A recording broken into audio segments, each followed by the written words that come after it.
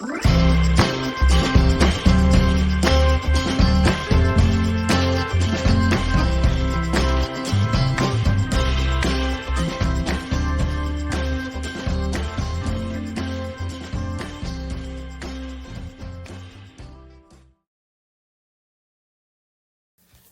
vamos con el ponte a prueba 4, que dice ahí que un cuerpo describe un cuarto de circunferencia de radio 5 metros desde A hacia B.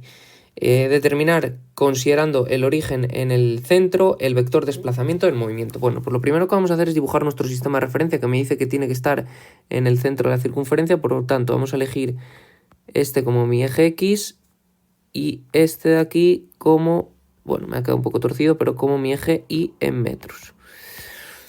Vale, el radio de la circunferencia es de 5 metros, por tanto, lo primero que tenemos que hacer para calcular en el apartado A el desplazamiento es calcular su posición en A y su posición en B, porque nosotros sabemos que el desplazamiento en un movimiento es la diferencia entre la posición final, que en este caso va a ser la de B, menos la posición inicial, que en este caso va a ser la de A. Bueno, posición inicial. Vamos a dibujar el vector de posición inicial, que es el vector que va desde el inicio al punto donde se encuentran. Ese será el vector de posición A y este será el vector de posición en B. Como os dais cuenta, únicamente en A es fácil porque es todo componente Y, bueno, componente X, que será el vector unitario Y, y por tanto es el radio en la componente Y en metros. Y para el B es lo mismo, pero en la componente J, por tanto 5J metros. Hacemos nuestro vector desplazamiento, que será el vector J, que es 5J, perdón, el vector B, que es 5J, menos el A, que es 5I. Lo dejamos IJ, de modo que queda 5I menos 5, perdón, queda menos 5I más 5J metros. Y ese será el vector desplazamiento, que efectivamente, si lo dibujamos, daros cuenta que tiene que ir de A hasta B, ese sería un vector desplazamiento, y efectivamente avanza 5 unidades hacia la izquierda y 5 unidades hacia arriba, 5 metros en nuestro caso. Vamos con el apartado B. El apartado B me pide que calculemos el módulo del desplazamiento. Simplemente, como tenemos un vector, nosotros sabemos que el módulo de un vector es la raíz cuadrada de la componente X al cuadrado más la Y al cuadrado. Y nos queda raíz de 50, que si lo hacemos salen 7,07 metros. Ahí estaría nuestro vector desplazamiento, el módulo.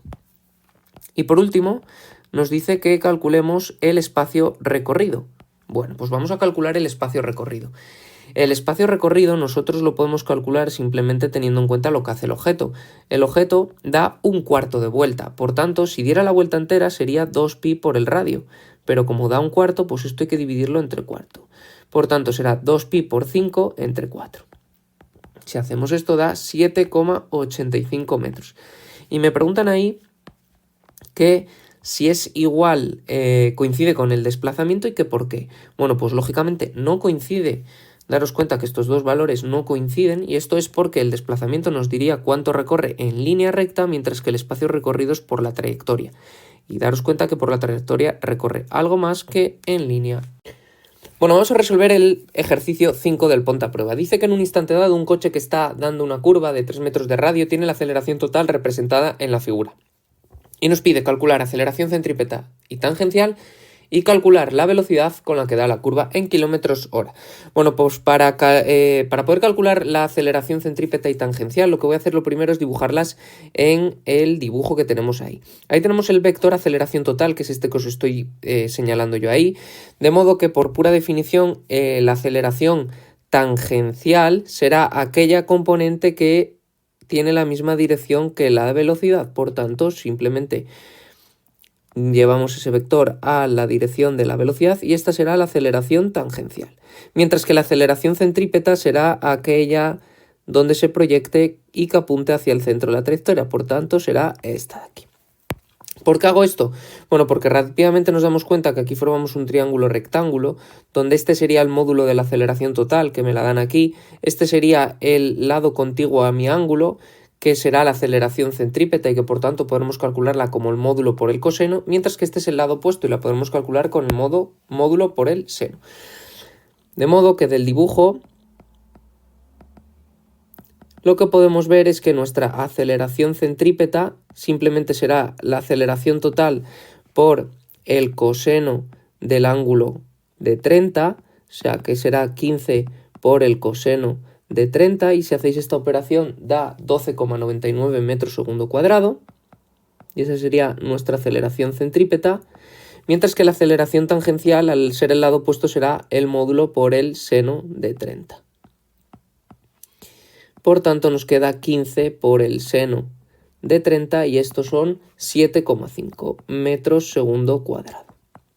Y ahí ya tendríamos parte de nuestro problema resuelto. La aceleración tangencial y la aceleración normal la tenemos. Y ahora también nos pide que calculemos la velocidad. Nosotros lo que sabemos es que de las dos, donde aparece o donde nos relaciona la velocidad con la aceleración, es a través de la aceleración centrípeta, ya que sabemos que la aceleración centrípeta en módulo es v² partido de r. Por tanto, si yo despejo de ahí v², me saldrá ac por r, de modo que la velocidad será la raíz cuadrada de ac por r. Simplemente sustituyo los datos que tengo, porque los tengo todos, la aceleración centrípeta 12,99 y el radio que me lo dan arriba del todo son 3 metros, y hacemos esa operación y sale 6,24 metros segundo. Como nos lo pide en kilómetros por hora, lo único que voy a hacer es multiplicar por 3,6, ya que hemos visto que el factor de conversión de pasar de metros segundo a kilómetros por hora nos exige una multiplicación de 3,6 y saldría 22,47 kilómetros hora, que sería la velocidad con la que ese coche da la curva. Vamos con el ejercicio 6. Dice que la tabla muestra las coordenadas x y z en función del tiempo, ¿vale? Nos están dando ahí cómo varían las coordenadas x y z en metros en función del tiempo en segundos, y me dice que determine el vector de posición en función del tiempo. Bueno, pues es lo primero que vamos a hacer. Bueno, lo que voy a hacer para poder determinar mi vector de posición, que va a ser este de aquí, donde veremos cómo varía la componente x con el tiempo, veremos cómo varía la componente y con el tiempo, y veremos cómo lo hace la componente z con el tiempo. Bueno, pues vamos a ver cómo varía cada una de las componentes. La componente x con el tiempo, si os dais cuenta, en este valor de aquí permanece siempre constante e igual a 2. Por tanto, la función de x con respecto al tiempo es constante y vale 2 metros. La función de y con respecto al tiempo, si os dais cuenta, lo varía de manera uniforme y siempre va aumentando de 2 metros en 2 metros cuando pasa un segundo, siendo el valor para t igual a 0, 0. Por tanto, nos queda que será 2 por t. Mientras que la componente en z empieza en 0, 1, 2, 4, 9, 16 y 25. Eso nos muestra claramente que varía como t al cuadrado. Bueno, esto lo he hecho así, de manera rápida, porque se ve bastante lógico cómo varía con los datos que nos da. Si no, tendríamos que utilizar ecuaciones matemáticas. Si lo hace de manera lineal, como es el caso de la y, pues habría que hacer y igual a mx más b, bueno, y igual a mt más b. Si lo hace de manera cuadrática, pues habría que hacer, ¿vale? Pero se ve bastante bien. De modo que mi vector de posición, teniendo en cuenta cómo varían estas componentes, será el siguiente. Tendremos 2i más 2t en j más t al cuadrado en k y metros. Y este será mi vector de posición. La física tenemos la suerte en este caso de poder comprobarlo. Por ejemplo, para t igual a 2, pues tendríamos el vector 2, perfecto, 2 por 2, 4, perfecto, y 2 al cuadrado también 4, de modo que cuadra. Nos pide que representemos las gráficas v de t y a de t, siendo a y v el módulo, es decir, representar el módulo de la aceleración y el módulo de la velocidad en función del tiempo. Apartado B. Bueno, pues lo primero que tenemos que hacer es calcular los vectores aceleración y velocidad conforme el tiempo, y esto lo sabemos hacer ya que la velocidad se va a obtener con la derivada de la posición con respecto al tiempo. Es decir, tenemos que derivar esta función con respecto a t. Vale, la derivada de 2i es 0, por tanto no tiene componente en i. La derivada de 2t es 2j y la derivada de t al cuadrado es 2t en k. este sería mi vector velocidad. Pero como nos pide el módulo, vamos a calcular el módulo simplemente como la raíz cuadrada de la componente, de cada una de las componentes al cuadrado y la suma de todo eso. Como que al cuadrado y al cuadrado. Esto nos quedaría, por tanto, 4 cuadrado más 4t cuadrado. Y así podremos nosotros saber cuánto vale el módulo en cada instante de tiempo. Lo hacemos. Como nos pide para 0, 1, 2, 3, 4 y 5 segundos, lo hacemos rápidamente. Para 0, donde pone t, ponemos 0 y salen 2 metros segundo. Para 1, donde pone t, ponemos 1 y sale 2,83 metros segundo. Para 2 lo mismo y sale 4,47 metros segundo. Lo mismo para 3 y sale 6,32 metros segundo. Lo mismo para 4, que sale 8,25.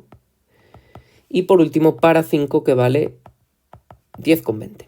Y ahora vamos a reservarlos ahí, porque voy a pintarlos aquí abajo a la izquierda. Y hacemos lo mismo para la aceleración. Calculamos el vector aceleración, simplemente teniendo en cuenta que es la derivada de la velocidad con respecto al tiempo, y hay que derivar, en este caso, esta expresión de aquí, que es mi vector velocidad. Lo derivamos, la derivada de 2 es 0 y la derivada de 2t es 2, 2k metros segundo cuadrado. De modo que si calculamos el módulo, nos queda que siempre vale 2 metros segundo cuadrado, independiente del tiempo, por tanto. Bueno, pues no tenemos que dar valores en este caso porque siempre vale lo mismo. Rápidamente pintamos en las gráficas. Vale, vamos a tener aquí la gráfica velocidad-tiempo. Bueno, el tiempo 1, 2, 3, 4 y 5. 1, 2, 3, 4 y 5. Y la velocidad, pues bueno, vamos a hacerla 2, 4, 6, 8 y 10. 2, 4, 6, 8 y 10. Y vamos dando los valores. Para 0 vale 2, para 0 vale 2, para 1 vale 2,80 y algo, por tanto por aquí. Para 2 vale ya 4,47, nos vamos ya a este valor de aquí. Para 3 vale 6,32, ya nos vamos por aquí, más o menos. Para 4, 8,25 y 10 al final. De modo que nos queda, bueno, pues una cosilla tal que así. Y hacemos lo mismo para la aceleración, conforme el tiempo. En este caso no les voy a dar valores, no me interesa, porque es una gráfica constante y cuyo valor siempre toma el valor de 2. De modo que simplemente será una línea horizontal. Y ahí tendríamos resuelto este ejercicio. El ejercicio 7 dice lo siguiente, que un cuerpo se desplaza a los primeros 50 kilómetros a una velocidad constante de 22,222 metros segundo y los siguientes 50 kilómetros en la misma dirección a otra velocidad constante de 19,444 metros segundo. ¿Cuál ha sido su velocidad media en todo el trayecto? Bueno, vamos a ir sacando los datos de este problema, que nos dan que primero se desplaza 50 kilómetros y lo hace a una velocidad de 22,222 metros segundo. Y lo siguiente es que tiene otro trayecto de otros 50 kilómetros en la misma dirección, muy importante, porque si no, entonces el desplazamiento sería 0 y por tanto la velocidad media también sería 0. Y nos preguntan por todo el trayecto. Por tanto, lo que vamos a tener que calcular nosotros es que sabemos que la velocidad media en un trayecto general será el desplazamiento partido por todo el tiempo. El desplazamiento lo tenemos porque es 50 más 50, los dos trayectos. Ahora, el tiempo no lo tenemos. Hay que sumar lo que está o lo que tarda en recorrer los primeros 50 más lo que tarda en recorrer los segundos 50. De modo que para el primer trayecto vamos a calcular el tiempo. Como tenemos la distancia y tenemos la velocidad, simplemente es utilizar la velocidad como factor de conversión, pero cuidado que no está en las unidades en los que está la distancia. Por tanto, voy a pasar la velocidad de metro segundo a kilómetros hora. La velocidad 1, que son 22,222 metros segundo, pasado a kilómetros hora, que simplemente es multiplicar por 3,6, sale 80 kilómetros hora. O lo que es lo mismo, que recorre 80 kilómetros en una hora. Esto nos permite rápidamente ver que si ha circulado 50 kilómetros y tarda en 80 kilómetros una hora, nos sale 0,625 horas en el trayecto 1. Este sería el tiempo en 1. Y ahora hacemos lo mismo para el tiempo en 2, para el segundo trayecto. Segundo trayecto. En este caso, la velocidad es de 19,444, que pasado a kilómetros hora son 70 kilómetros hora. Pues hacemos lo mismo. Para calcular el tiempo en 2, simplemente son los 50 kilómetros que he recorrido y yo sé que cada 70 kilómetros tardo 1 hora en recorrerlos. Por tanto, me sale 0,714. Ya tenemos el tiempo del trayecto 1, ya tenemos el tiempo del trayecto 2, simplemente los sumamos arriba. Hacemos esta operación y nos saldrá la velocidad media, que es de 74,68 kilómetros a la hora. Y ahí tendríamos resuelto este ejercicio número 7. Bueno, vamos con el último ejercicio de este ponte a prueba, que es el 8, y dice que un péndulo de 0,5 metros de longitud es separado 20 grados de su vertical y soltado.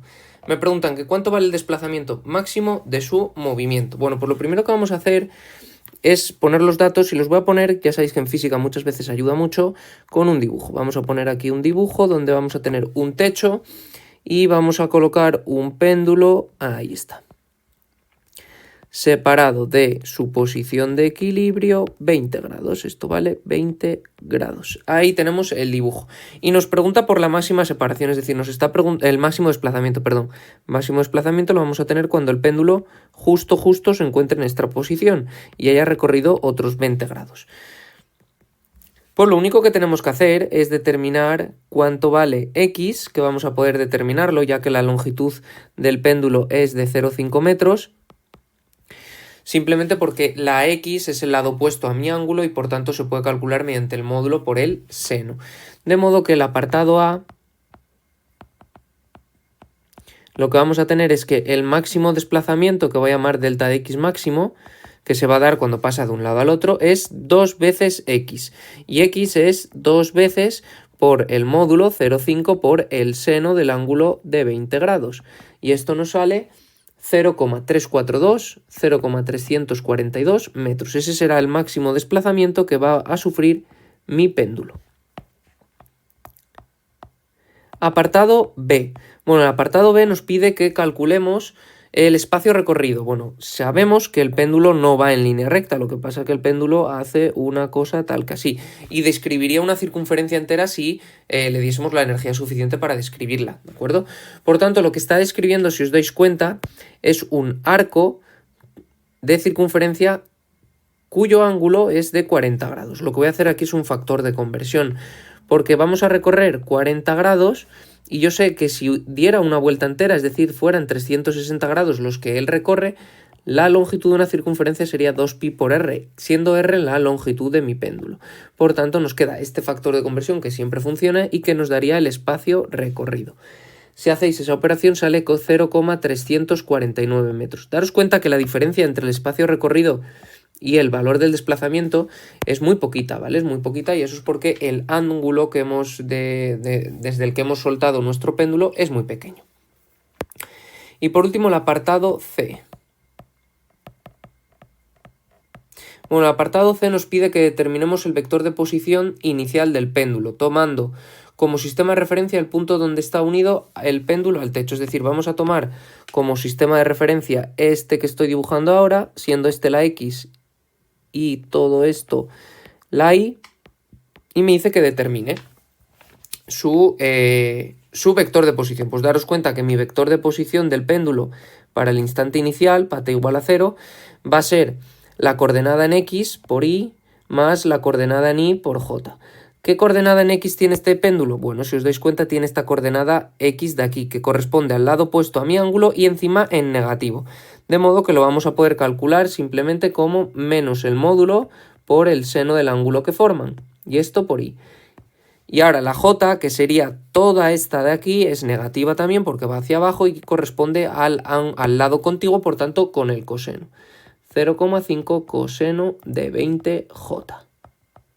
Y esto en metros.